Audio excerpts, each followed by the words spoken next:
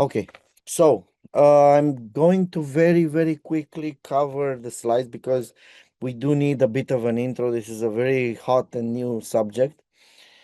So basically, I'm going to tell you about how we are implementing agentic UI automation over various levels in UiPath and focusing on the new unattended activity, which is called UI agent. And hopefully, we'll have time for three very cool demos. So starting with the main issue, the biggest issue related to AI and agents in specifically, which is the risk. I mean, no one fully trusts AI, right? So agents do come with a degree of risk. It's also the thing is this is proportional to the agency. So a capable agent is also a risky one. This is why in UiPath we have several layers through which we introduce agentic. So the safest one is semantic selectors, which is about describing a new element. So the agent is limited to that. It can't wreak havoc into your systems, right? Then the next level, which it is about semantic activities, and this is about web forms. So again, a bit more of a risk and agency, but again, it's safe as well because we're limiting it to what we see as forms. And then we have the UI agent, which is the current state of it, which is limited to a single app. And in the future, we'll also expand it to multiple apps. So again, semantic selectors describing the target. This will be part of healing agent and will be a very powerful fallback for selectors, but also maybe primary targeting method. The semantic activities are limited to form filling. So the agent is limited to doing copying of data and pasting via fill form. And actually, there's a new name for the set value, which is update UI element. I need to update this presentation. And now for the good part, for the best part of Agentic, which is UI agent. So basically, what's the promise of UI agent? What's the goal here is to start from a single prompt. You can get a fully functional UI automation. So that means it's like a full self-driving, like Tesla's full self-driving for automating user interfaces. So this allows the robots to understand, plan, and execute, which is the main agentic loop here. This is the list of tools that it uses. You see, these are the UI automation primitives, including the wait one, which is very useful in unresponsive applications. We believe the main value in automation comes in the unattended world. So we focused on this. We started with this activity that is focusing on unattended. And this is very aligned with the healing agent because overall the goal here is to lower the total cost of ownership because you'll basically have much more resilient workflows. So yeah, maybe in the future this will also be one of the execution fallbacks for healing agent. Then very importantly, we're lowering the development barrier. Anyone can use prompts. It's much easier to use this than to deal with complex selectors. Then it enables tasks that were kind of not viable. We're getting scenarios from customers around, extracting data from hundreds or even thousands of different websites. While you could write, thousands of different RPA automations, I don't think it's a feasible approach. So semantic and UI agent unlocks this kind of scenarios, as well as stuff like cognitive navigation, decision making, browsing to a website and finding an air conditioning unit that is fit for an office building. This is something very suited to semantic. I have a demo around this, and most of all, it's available everywhere. So it enhances computer vision scenarios. So even if you don't have selectors, so image-based only automation, we're covering cross-platform Windows with it's supported in encoded workflows. Now, for the for the reality today, the bad part, the drawbacks of these models is that the large action models that are powering them, which are coming from large language models that are fine-tuned on UI automation scenarios, these are actually like GPT 2.5 level in terms of quality. So they're kind of slow, expensive, and can be kind of clueless, unpredictable, like this tortoise here. So keep this image in mind when you're talking about large action models, because there's no actual, there's all of the models out there are V1. There's no V2 model for now. So now with this drawback in mind, we still there is a lot of value in the current capabilities. As long as you're focusing on micro tasks, which is a very granular task, that you have only one or two targets and very few activities, this will work reliably. So as long as you're handling small yet critical automation steps, you're fine. So if you already have implemented your automation, maybe you can replace parts that are too brittle, or you can add stuff that is too difficult to implement. Or if you have like custom UI elements, you can very easily automate them using UI agent. That being said, if the tortoise, the large action models are coming tomorrow with a GPT-6 level model, we're there. UI agent is ready. We'll deploy it very fast, because we want to be the Switzerland of LAMs. We want to provide and enable you to use the best state-of-the-art models out there. Currently, we're in public preview, and we are serving this list of models. We have our own recipe, custom recipe of large action model using Gemini Flash 2.0 and 4.1 and 4.1 mini, GPT 4.1 and 4.1 mini. GPT 4.1 will be the default. And then we're also serving two out-of-the-box models, OpenAI Operator and Anthropic Claude Computer Use, which are image-based only. So we just send the image, and we execute whatever they say. Very importantly, in public preview, we are restricting the use to bring your own subscription because of the high COGS involved. Okay, and very importantly, we are focusing on building guardrails. So it's about controlling scope, as I showed you in the beginning, restricting it to describing a target, restricting it to forms, restricting it to a single app or multiple. Then we have some basic guardrails, such as the maximum number of steps, because the agent is the one that decides a task is finished. We're going to build a way for you to indicate forbidden elements. So let's suppose you have a very important form and with very crucial data that you tell the agent to fill it in, but you don't want it to touch the submit button. You want to preview it, let's say, first. So then you indicate that, and the agent will not touch it.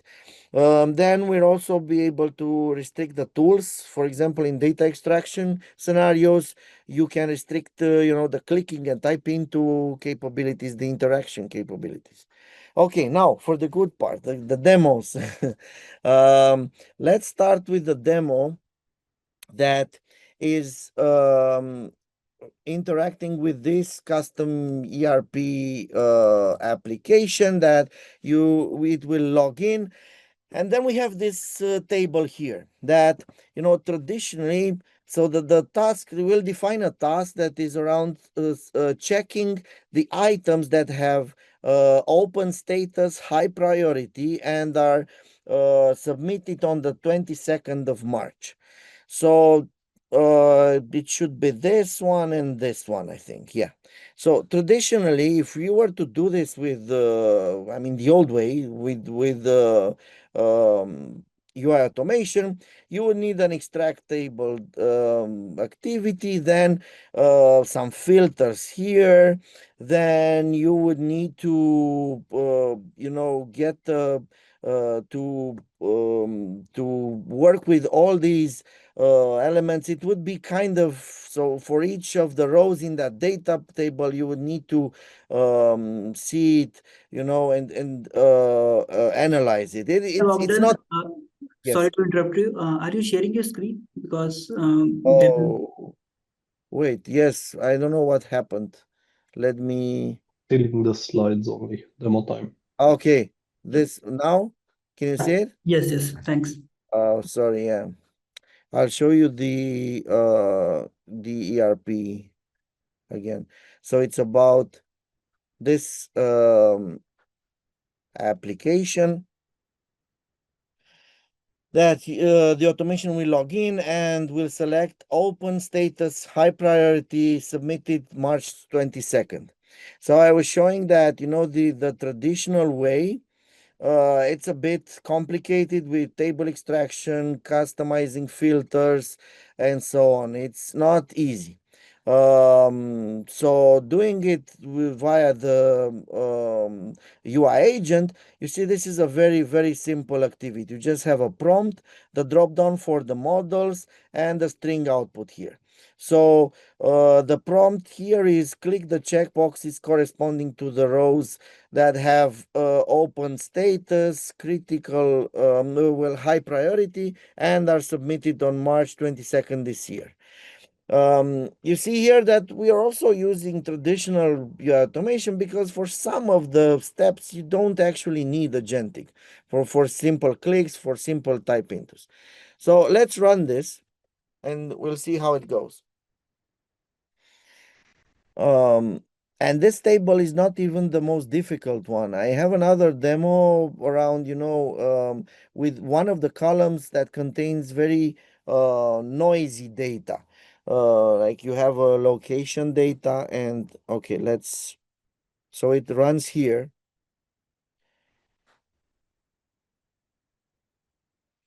And now the agent is on its own. So let me show you side by side. You have the agent thoughts here on your left. So you can see all the reasoning. So you see it's click the checkbox because it sees the date and the status and the priority. And now let's see what else. It's showing the action and the reasoning, right, for each of the steps. It decided to scroll down for some reason. And now it finds the second task again. This, although it seems like an easy task, it's a borderline for the capability of current LAMs. So okay, so this is one example. Then we have another very cool demo that is actually coming from one of our customers that wanted to automate the start of Fortnite. So it's they wanted to there are a lot of starting screens that look very differently, and they wanted a single prompt through which they can automate any kind of Fortnite starting screen. So you can just use UI agent with a model that is image based. Computer use from Anthropic is better in this case than OpenAI's operator from our tests.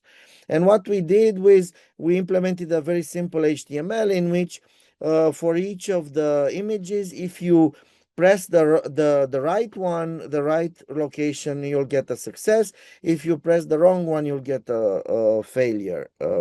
Okay, so let's run this and we'll just cycle through these 5 screens and we'll use the image-based computer use model to find the play button and actually press it. I don't know why it's okay. This will be a bit confusing for the.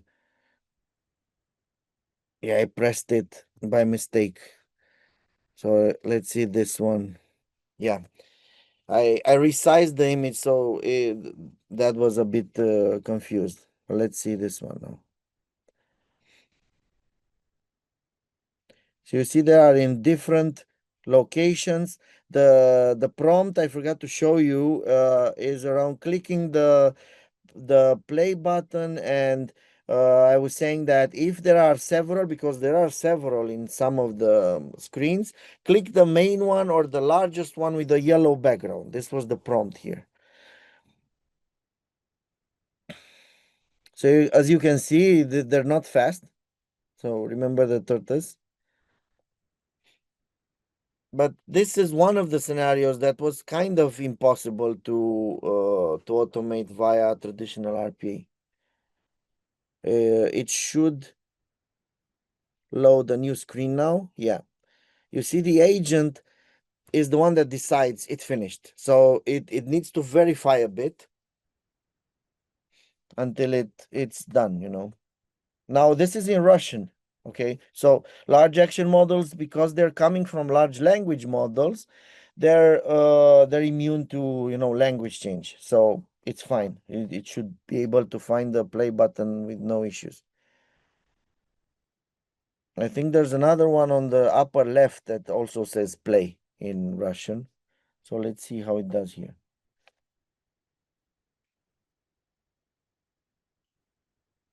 Come on, tortoise. It's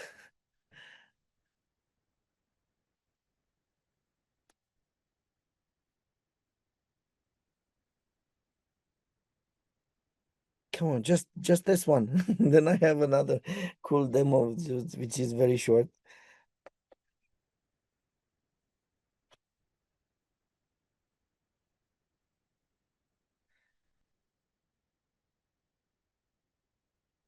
I should have put the agent thoughts. Okay, yes, success. That's the tortoise was not fast. Okay, and now for the final, which is a very cool demo. I'm gonna show you in Studio Web. I hope the sharing will work there as well. Wait. Come on. Okay, here. So there is this scenario where the prompt is find me the cheapest. Let me show you actually. It's this one. So the prompt is find me the cheapest electricity tariff for Munich that is eco-friendly for my family. Me, my wife, and our 3 kids. We're gonna see why I chose to do it like this, with no heat pump installed. The trick here is that, you know, there are a lot of tariffs here, and the cheapest ones are the ones with for the heat pump. So here, you know, so this is a lot of semantics here. So it will need to navigate through all of this, right? Let's run it, because you can use it in Studio Web as well. I wanted to show you this. And I'm going to show you a very cool trick that it begins with, which is, come on, load.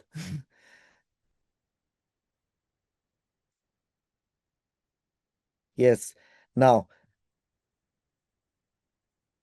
come on, load. The pop-up closing. So the agent is instructed in its system prompt to get rid of the pop-ups, right? So it declined the cookies. I didn't tell it to do so, it just does it, because it wants to focus on the task. So it invented the zip code here. I only told it Munich, right? So it just invented the zip code. This is fabulous. Now I told it me, my wife, and 3 kids. So it's gonna derive from that we are 5 persons. So it's gonna select 5 persons, hopefully. Yes, did so. And now I don't even know what the button is, but it should be the yellow one. Yes, I don't know German. And now for the extraction part. Because we are doing our own custom DOM extraction, we can also see, we can actually see the entire page. We don't need to scroll. So we also see the cheaper tariffs that are for heat pumps. And in the output, I told it to output the cheapest one, the cheapest tariff, but also the reasoning. So we're gonna take a look at the reasoning and what it came up with.